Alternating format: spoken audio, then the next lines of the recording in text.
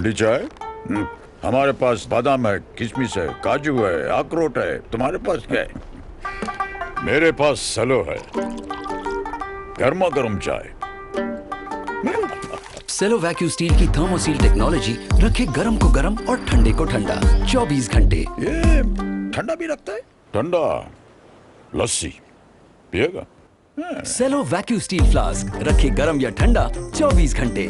नमो अरिहंताणं नमो सीताणं नमो आर्याणां नमो वज्रायाणां नमो लोय सबसावणं येषु पंचनोकारो सर्वपावपणाशनो मंगलानं च सद्वेसिं परमं हवै मंगलम् मंगलम भगवान वीरो मंगलम गौतम प्रभु मंगलम सूर्यभद्राद्या जैनो धर्मोस्तु मंगलम अंगूठे अमृतवसे लब्धितना भंडार श्री गुरु गौतम समरिये वांछित फलदाता ज्ञानदान क्रियाशील तपस्यागे सुब्रका भक्ति सूर्य आचार्य प्रेम सूर्य आचार्य जयंतु जैन शासने अज्ञानदं निरंदानं ज्ञानाय जन शलाकया नेत्रमुन्मीलितमेन तस्मै श्री गुरुवे नमः तस्मै श्री गुरुवे नमः तस्मै श्री गुरुवे नमः। और इसीलिए गोल्डन सूत्र शास्त्रकार भगवंतों ने हमें बताया, संसार में तृप्ति रखो, संसार में तृप्त रहो, धर्म में अतृप्त रहो। धर्म में कभी तृप्त नहीं होना है, नहीं बहुत धर्म की आराधना हो गई ऐसा विचार हमारे मन में आना ही नहीं चाहिए। जैसे पर्युषणा महापर्व खत्म होते हैं, संवत्सरी की आराधना खत्म होती है, सीधा आपके मन में ख्याल आता है, नहीं इस बार तो चतुर्मास परिपूर्ण हो गया, अब 50 दिन बहुत कर लिया, अब आगे नहीं करना। फिर धीरे धीरे धर्म की रुचि आपकी कम हो जाती है, प्रवचन का इंटरेस्ट खत्म हो जाता है, प्रतिक्रमण का इंटरेस्ट खत्म हो जाता है, परमात्मा भक्ति का इंटरेस्ट खत्म हो जाता है, पूजा का इंटरेस्ट खत्म हो जाता है, पौषध का इंटरेस्ट खत्म हो जाता है। धीरे धीरे धीरे धीरे धीरे धीरे धीरे डाउनफॉल में आ जाते हो। शास्त्रकार भगवत कहते हैं एक चीज समझ लेना, धर्म में चाहे पर्युषण निकल जाए, चाहे दिवाली निकल जाए, चाहे होली निकल जाए, चाहे अठम निकल जाए, चाहे पौष दशमी निकल जाए, कुछ भी निकल जाए, धर्म में हमेशा आराधना में लगे रहना है, धर्म में हमेशा अतृप्त रहना है। और यही शांति श्री सूजी महाराज साहब हमें बता रहे हैं, धर्म में जितने अतृप्त रहोगे धर्म में आगे बढ़ते चलोगे।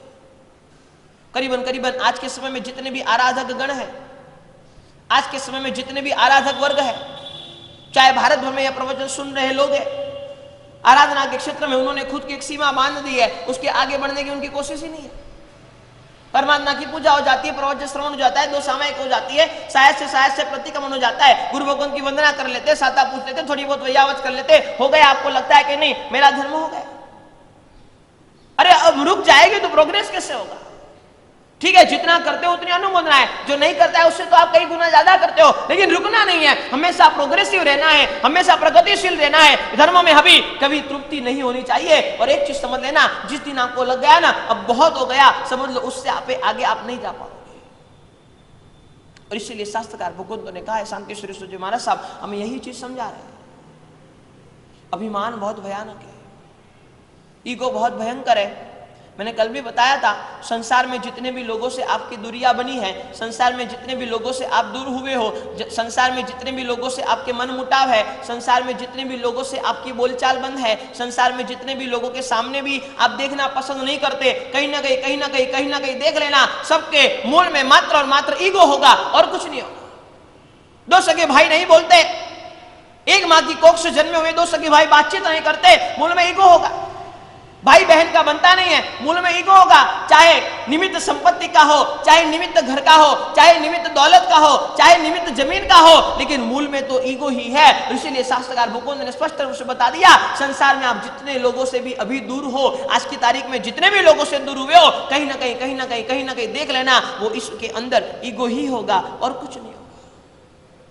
और इसलिए शांति श्री सूजी महाराज साहब ने बताया, हृदय यदि खत्म हो जाता है, जीवन खत्म हो जाता है, अभिमान खत्म हो जाता है, संसार खत्म हो जाता है। संसार को खत्म करने का एक ही रास्ता है, ईगो को खत्म करते चलो। और एक चीज समझ लेना, यदि आपने ईगो को खत्म नहीं किया ना, ईगो आपको खत्म कर देगा। यदि आपने ईगो को खत्म नहीं किया, यदि आपने ईगो को कम नहीं किया, यदि आपने ईगो पर फोकस नहीं किया, यदि आपके अभिमान को, अहंकार को दबाने की कोशिश नहीं की, एक दिन समझ लेना, एक दिन ऐसा आएगा वह ईगो आपको खत्म कर देगा। न समाज में मुंह दिखाने लायक रखेगा, न परिवार में मुंह दिखाने लायक रखेगा, न भगवान के सामने मुंह दिखाने लायक रखेगा, न सदगुरु के सामने मुंह दिखाने लायक रखेगा, कहीं का नहीं छोड़ेगा। हम कैसी कैसी छोटी छोटी बात में लेकर के बैठ जाते हैं। मैं आपको अहम की यात्रा पर ले चलता हूं। हमारे जीवन में कैसे कैसे कोई इंसिडेंट्स बनते हैं और उसमें हमारा ईगो कहां कहां पर हर्ट होता है। हम इतने परेशान हो जाते हैं, इतने परेशान हो जाते हैं, सामने वाले के मन में शायद कुछ नहीं है, लेकिन हम मन में इतना लेकर बैठ जाते हैं, इतना लेकर बैठ जाते हैं कि हम सोच नहीं सकते। समझ लो कि किसी के घर पे शादी है और बड़े चाव से आपको आमंत्रित किया, फोन भी किया, पत्रिका भी लिखी, खुद मुंह जुबानी बता भी दिया कि आपको निश्चित ही शादी में आना है। और जो घर का मुखिया है, अब आपके 2-4 कामों को स्थगित करके 2-4 मीटिंगों को कट करके आपने सोचा कि नहीं इतना बोला है, उसने कहा है कि नहीं हमारे संबंध नहीं रहेंगे, आप शादी में नहीं आओगे, तो आप 2-4 कामों को साइड में करके भी प्रायोरिटी शादी को देकर के शादी में जाने का सोचते हो। और वो जो घर का मुखिया है वो शादी के बाहर गेट पर खड़ा है, अगुवाई करने के लिए, आपकी मेहमानवाजी करने के लिए, आपको आमंत्रण देकर अंदर ले जाने के लिए। और आप जाते हो, आप गाड़ी में से उतरते हो और जैसे ही आप गेट पर पहुंचे, अभी तो आप लोगों की नजर भी नहीं मिली, उसको पता भी नहीं है कि आप आ गए हो, और कुछ कारणवश उसे अंदर जाना पड़ा, वो अंदर चला जाएगा, तभी आपके मन में विचार क्या होंगे।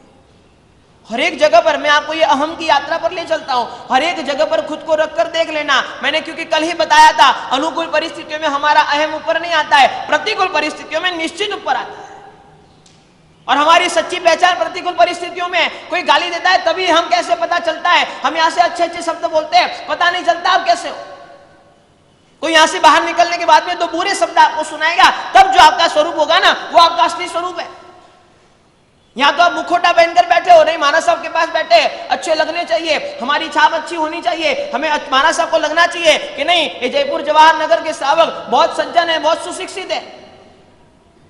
आप तो यहां मुखोटा पहन लेते हो, जैसे गेट के अंदर प्रवेश करते हो मुखोटा पहन लेते हो, लेकिन बाहर जाने के बाद में जब प्रतिकूल परिस्थिति आपके सामने आती है, उस समय आपका जो आपा खो जाता है, उस समय आपको जो गुस्सा आ जाता है, उस समय आपको जो क्रोध आ जाता है, शास्त्रकार भगवान कहते हैं कहीं ना कहीं उसके मूल में भी अभिमान है। वो सबकी अगुवाई कर रहा था, सबका स्वागत कर रहा था, सबकी मेहमानबाजी कर रहा था, आपको लगा कि नहीं यार मैं गया, और वो अंदर चला गया।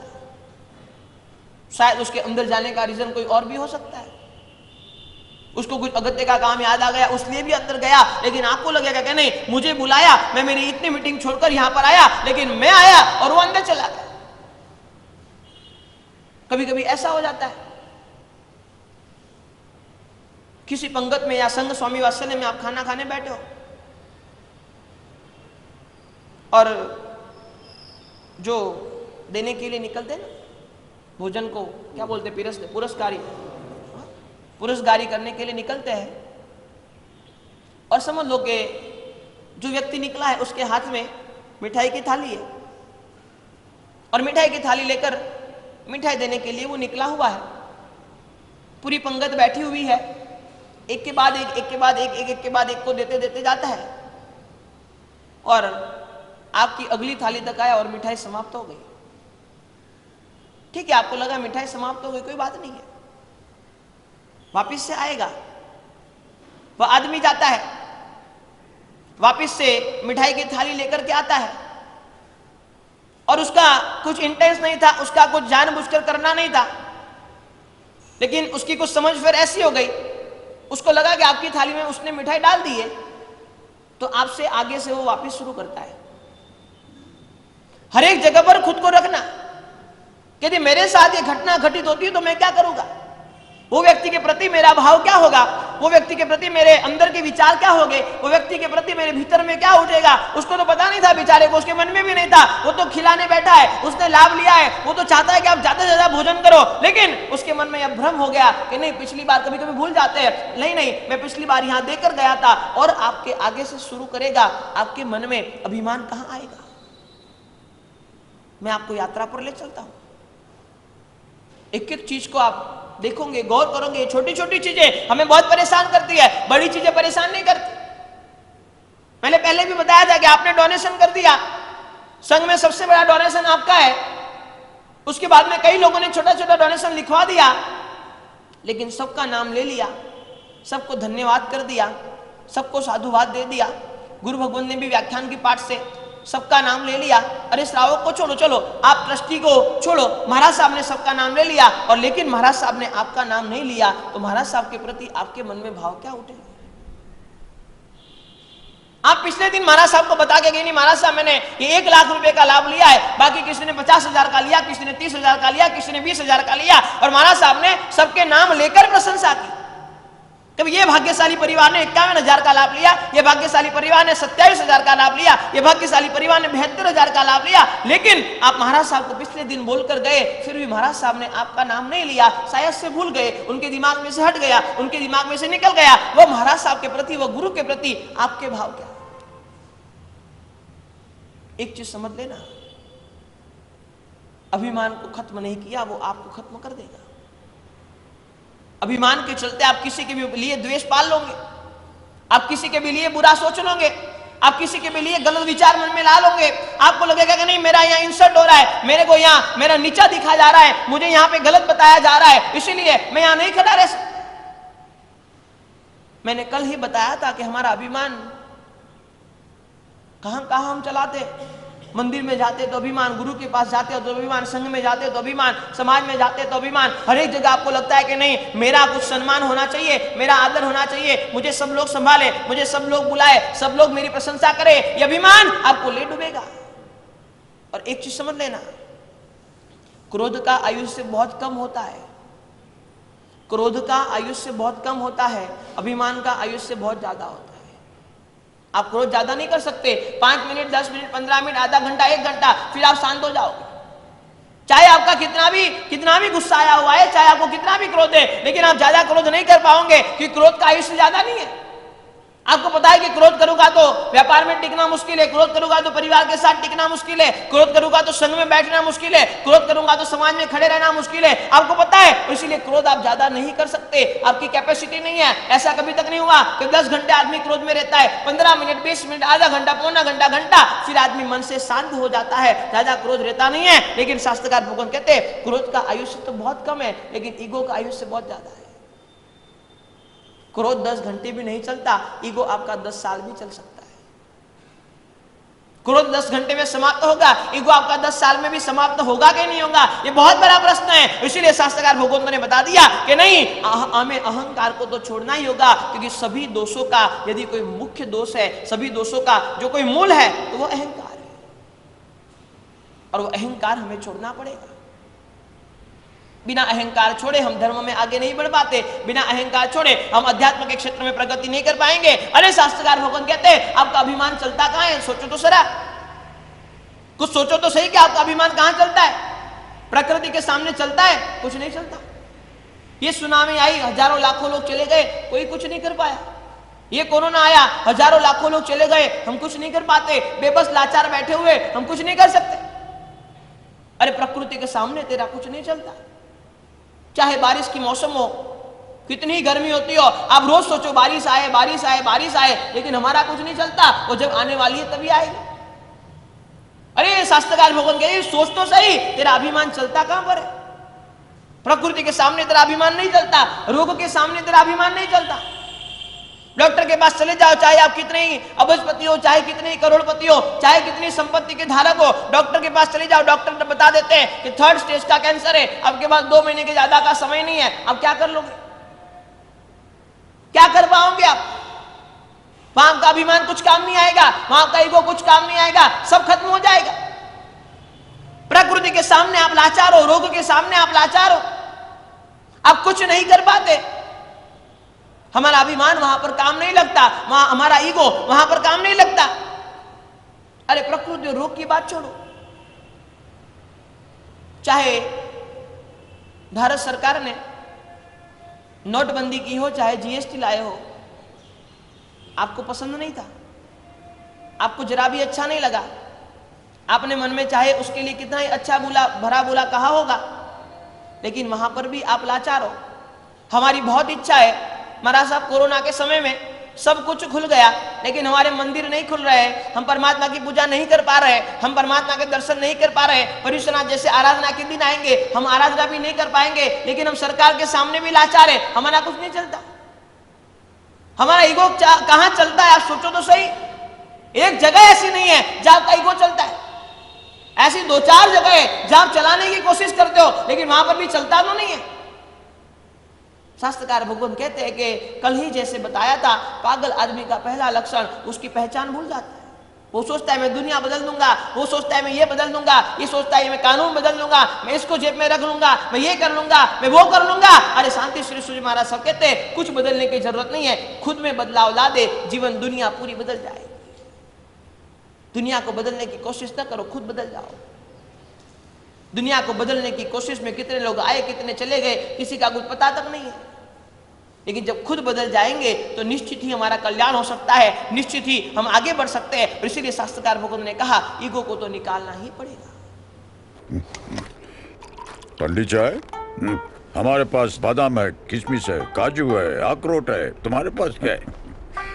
मेरे पास सलो है, गर्मा गर्म चाय। सेलो वैक्यूम स्टील की थर्मोसील टेक्नोलॉजी रखे गर्म को गर्म और ठंडे को ठंडा 24 घंटे। ये ठंडा भी रखता है? ठंडा लस्सी पिएगा? सेलो वैक्यूम स्टील फ्लास्क रखे गर्म या ठंडा 24